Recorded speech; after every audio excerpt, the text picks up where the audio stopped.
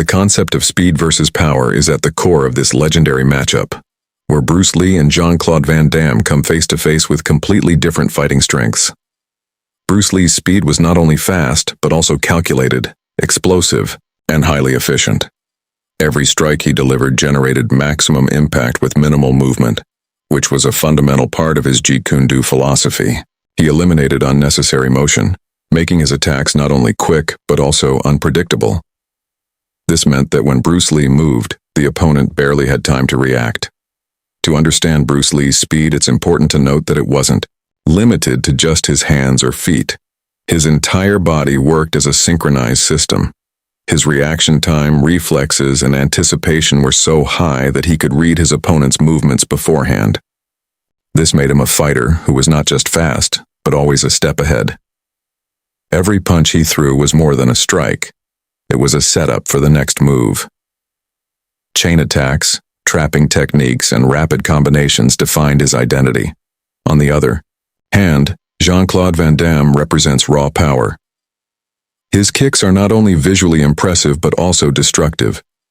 His background in karate and kickboxing is deeply rooted in delivering every strike with maximum force.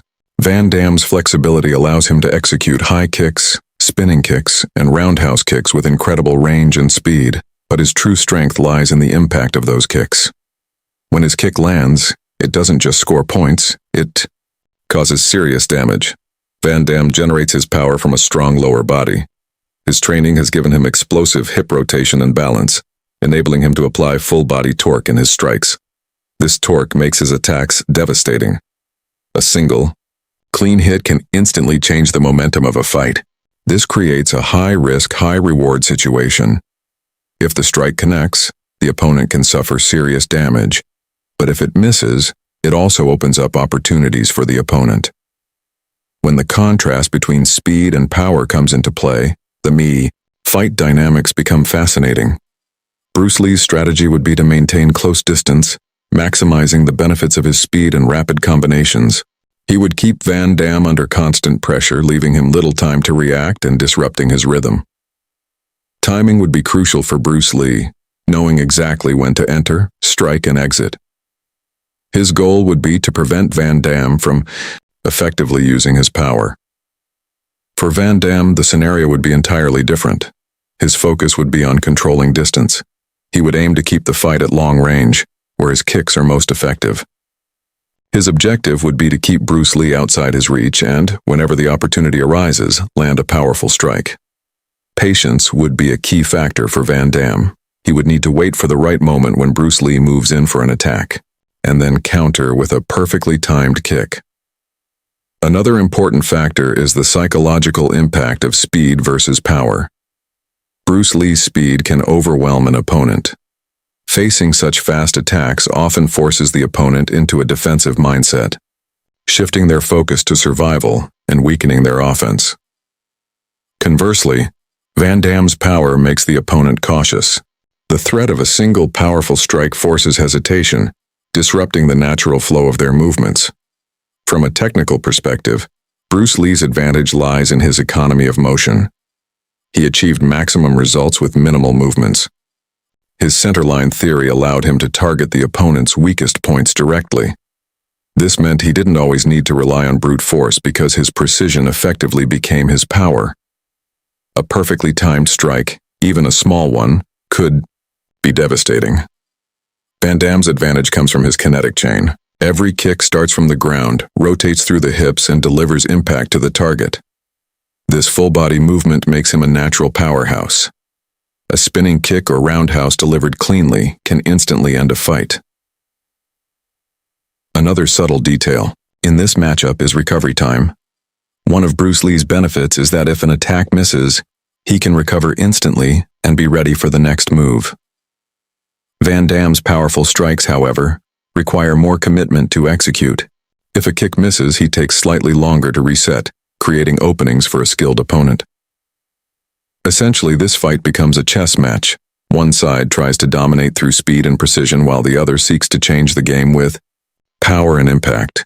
Every second matters, every movement has consequences, and every decision shapes the outcome of the fight.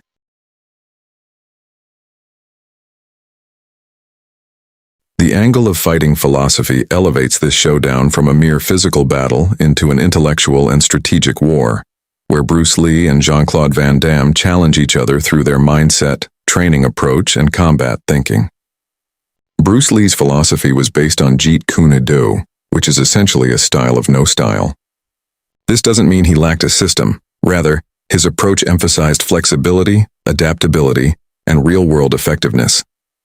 He believed rigid styles limit a fighter, whereas real fights are unpredictable, with situations changing every second. Bruce Lee's core principle was simplicity and directness. He rejected unnecessary techniques, retaining only those that were practical and effective. A key part of his philosophy was intercepting, striking at the exact moment an opponent initiates an attack rather than simply blocking it. This approach made him an aggressive defensive hybrid, simultaneously attacking and defending. It differed from traditional martial arts, where defense comes first, followed by a counter. Another major element of Jeet Kune Do is flow. Bruce Lee famously said, "Be water," which captured the essence of his philosophy. Water can take any shape, move around obstacles, and become a powerful force when needed. This meant a fighter shouldn't be rigid but adapt to the situation. If the opponent is aggressive, one can be defensive. If the opponent is slow, one can be fast and direct. This adaptability made Bruce Lee unpredictable and difficult to read. On the other hand, Jean-Claude Van Damme's philosophy comes from a more structured, traditional route. His background in karate and kickboxing emphasized discipline, repetition, and perfected technique. His training followed a system in which every move was practiced repeatedly until it became ingrained in muscle memory. The benefit of this approach is that a fighter can make their techniques extremely precise and powerful. Every kick Van Damme throws is not a random motion but a well-practiced, technically refined strike. An important aspect of Van Damme's philosophy is form and structure. In both karate and kickboxing, proper stance, balance, and execution are crucial. This structure gives him stability and control, allowing him to channel his power effectively. Each move follows a defined pattern, giving him consistency. This makes him a reliable striker, capable of maintaining his technique even under pressure. Here, a clash arises between freedom and structure. Bruce Lee's approach is open-ended, allowing him to be ready for any situation and instantly modify his strategy. Van Damme's approach is disciplined and predefined, relying on perfected techniques. Both approaches have advantages. Bruce Lee's unpredictability makes him a difficult opponent, while Van Damme's structured system provides stability and raw power. In a combat scenario, this philosophical difference manifests clearly. Bruce Lee would constantly adapt, observing Van Damme's movements, understanding his rhythm, and adjusting his strategy accordingly. If direct attacks proved ineffective, he would employ feints and traps. If distance posed a problem, he would create angles and find entry points. His focus would be on efficiency, achieving maximum results with minimal effort. Van Damme's approach would be more calculated and execution-based. He would stick to his strengths and apply the techniques developed through training. His focus would be on clean hits. He would maintain positioning and wait for the perfect moment to land a powerful kick or strike. His confidence stems from repetition and discipline, keeping him composed even under pressure. Another key difference is mindset. Bruce Lee's mindset was experimental. He constantly learned, evolved, and refined his philosophy. For him, martial arts was a journey, with perfection being a moving target. This mindset made him open-minded and ready to adopt new techniques and ideas. Van Damme's mindset focuses on mastery. He concentrates on achieving excellence in his chosen styles, aiming to make his techniques second nature. The philosophical battle also has a psychological element. Bruce Lee's fluid approach confuses the opponent. When you cannot anticipate the next move, your confidence shakes, causing hesitation and vulnerability. Van Damme's structured approach creates a different type of pressure. The precision and power behind his techniques force the opponent to be cautious, aware that one mistake could have serious consequences. This fight is not just an exchange of punches and kicks. It is a clash of ideologies. one that believes adaptability is strength and another that believes discipline and structure are power. One side is fluid, constantly changing and evolving. The other is solid, grounded, and standing firmly on its foundation. Both are effective in their own way, but when these philosophies meet on the same battlefield, every moment becomes a test of which mindset will prove more dominant. Real combat IQ becomes the most decisive factor in this hypothetical showdown, where Bruce Lee and Jean-Claude Van Damme attempt to outsmart each other, not just through physical ability but through understanding, decision-making, and situational awareness. Combat IQ refers to the ability to make the right decisions in real time during a fight, when to attack, when to retreat, which angles to use, and how to exploit an opponent's weaknesses. It is this skill that turns an average fighter into a dangerous one and a great fighter into a legend. Bruce Lee's combat IQ was among his greatest strengths. He didn't merely react, he anticipated.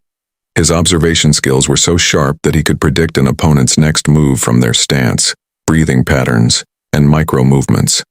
This gave him a psychological edge, allowing him to control the fight instead of just responding to it. His focus was always on timing and distance, two elements critical in real combat. In terms of timing, Bruce Lee's approach was surgical. He didn't wait for the opponent to complete their attack. He targeted the exact moment the attack was initiated. This technique, known as intercepting, disrupts the opponent's move at the very start. Such a skill is only possible with exceptional reaction time, confidence, and precision, and for Bruce Lee, it had become a natural instinct. Distance control was another key part of his combat IQ. He always ensured he remained within ranges that favored him. If he needed to fight at close range, he would quickly close the distance and overwhelm his opponent with rapid strikes. If he sensed that the opponent was relying on powerful strikes, he would create angles to move out of range. This constant adjustment made him a difficult target. Unpredictability added another dimension to Bruce Lee's combat IQ. He avoided repetitive patterns, making it hard for opponents to read him. He used feints, fake movements, and sudden direction changes to confuse opponents, slowing their reaction time and creating perfect opportunities to attack. This is a mental game where mental sharpness often outweighs pure physical speed. On the other side, Jean-Claude Van Damme's combat IQ is shaped by his discipline and structured training. His approach is analytical, focusing on positioning, balance, and technique. He does not throw strikes randomly but executes them in a calculated manner. His goal is maximum output from every move, whether it's a single kick or a combination. This efficiency makes him a dangerous striker, taking fewer chances but delivering high impact. Van Damme's distance awareness is strong as well, though his focus is more on long range.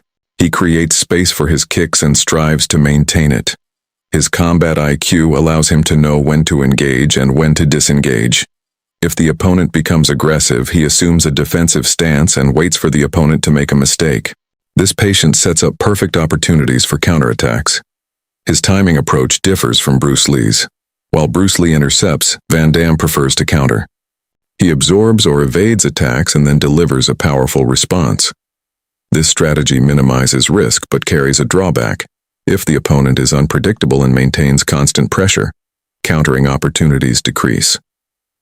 Another key aspect of combat IQ is adaptability under pressure. Bruce Lee excels here because his entire system is based on adaptability. If his initial plan fails, he instantly adjusts his strategy.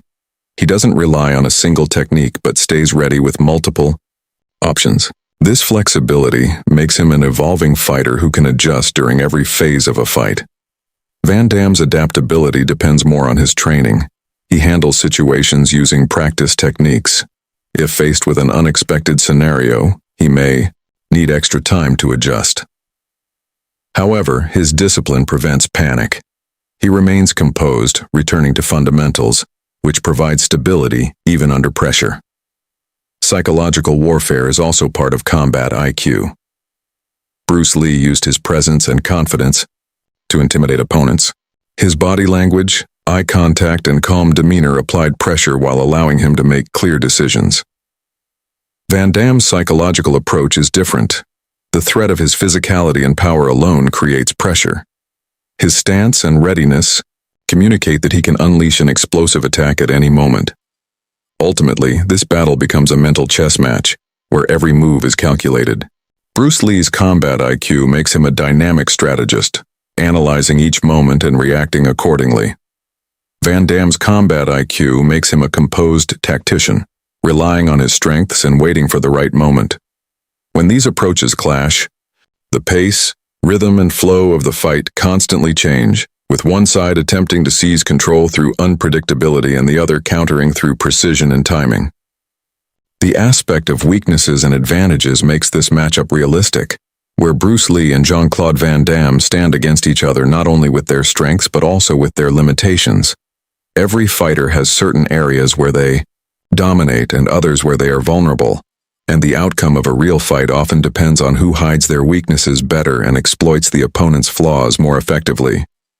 Bruce Lee's greatest advantage lies in his close-range dominance. When he operates within his ideal distance, his speed, combinations, and trapping techniques give the opponent almost no time to react. His strikes are short, fast, and direct, executed with minimal telegraphing. This means the opponent often doesn't even realize when the attack was launched or when it connected. At close range, Bruce Lee's control is so refined that he can manipulate his opponent's guard, disrupt their balance, and keep them under constant pressure. Another major advantage is his fluid movement. He is never a static target. Instead, he constantly shifts angles, adjusts distance, and moves off the opponent's line of attack. This mobility makes him extremely elusive and difficult to hit. At the same time, his reaction time allows him to evade or counter incoming strikes almost instantly. This combination of speed and movement makes him highly effective both offensively and defensively. However, Bruce Lee also has weaknesses that could be relevant in this matchup. His relatively lighter frame can put him at a disadvantage in terms of raw power, especially against an opponent who is physically stronger and capable of delivering heavier strikes. If his attacks do not land perfectly, they may not cause as much damage as those from a more powerful striker. This means he must rely more on precision and volume, rather than a single knockout blow. Another potential weakness is his aggressive entry. Because he prefers close-range combat, he must step into the opponent's striking zone. This entry phase is the most dangerous, as it creates opportunities for the opponent to intercept him. If his timing is slightly off, or if the opponent reads his pattern, a powerful counterattack could cause serious damage. This risk exists every time he attempts to close the distance on the other side. Jean-Claude Van Damme's greatest advantage is his long-range control. His kicks give him extended reach, allowing him to keep opponents at a distance. His arsenal of roundhouse kicks, spinning kicks, and high kicks enables him to maintain the fight at his preferred range. If he successfully controls this distance, it becomes very difficult for the opponent to approach. Van Damme also has a significant advantage in raw power. His strikes carry the kind of force that can shift the momentum of a fight with a single hit. This makes him a constant threat. The opponent must always remain cautious, knowing that one mistake could result in heavy damage. This psychological pressure further strengthens his advantage, as it forces hesitation and disrupts the opponent's rhythm. His flexibility is another unique strength. He can deliver kicks from unusual angles, making his attacks less predictable. This unpredictability, combined with his technical skill, makes him not just a power striker but also a creative one. His ability to execute high kicks effortlessly makes him especially dangerous at head level, where a clean strike can potentially end the fight. Despite these strengths, Van Damme also has weaknesses that can be exploited. His reliance on kicks can make him predictable if the opponent begins to understand his rhythm. Kicks are generally slower than punches and require more space and commitment. A skilled fighter can read and intercept these movements, especially when the kick is mid-execution. Another weakness is his recovery time after powerful strikes. Because his kicks involve full body movement and significant force, missing a strike can leave him momentarily off balance. This creates a window of vulnerability where a fast opponent can quickly close in and attack. This becomes particularly dangerous against a fighter who can capitalize on openings instantly. At close range, Van Damme may be less comfortable, especially if the opponent applies constant pressure and denies him the space needed to execute his kicks. His style relies heavily on open space where he can move freely and use his full range of techniques. If forced into tight quarters, his effectiveness may decrease. When these strengths and weaknesses clash, an interesting dynamic emerges. Bruce Lee's objective would be to quickly close the distance and bring the fight into close range, where his advantages are at their peak. He would apply relentless pressure, constantly engage, and deny Van Damme the space needed to operate. Every time Van Damme attempts to set up a kick, Bruce Lee would try to interrupt and disrupt the motion. Van Damme's objective, in contrast, would be to maintain distance and keep Bruce Lee outside his effective range. He would rely on lateral movement and positioning to avoid being cornered, ensuring he always has space to execute his kicks. Whenever Bruce Lee attempts to enter, Van Damme would look for the perfect moment to land a well-timed counter kick. This fight essentially becomes a tug of war, where one fighter is trying to bring the battle into close range while the other is determined to keep it at long range. Every second reflects this struggle. One step forward, one step back, one attack, one counter, and with every exchange, it becomes clearer who is successfully imposing their strengths and who is exposing their weaknesses.